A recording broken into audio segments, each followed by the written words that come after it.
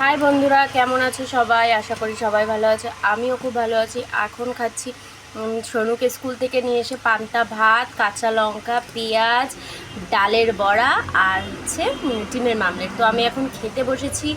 তা ভাবলাম খেতে যখন বসেছি তোমাদের সাথেই খাই। তো দেখো আমি কীরকম করে খাচ্ছি। এরম করে কিন্তু খেতে হয় বন্ধুরা। এইভাবে ডিমটা নিতে হয়, এগুলো ভাত নিতে হয়।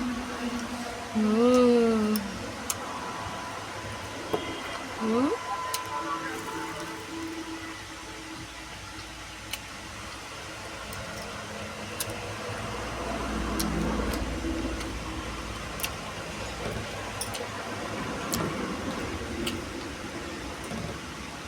এই গরমে গরম ভাত খেতে মোটে ভালো লাগে না।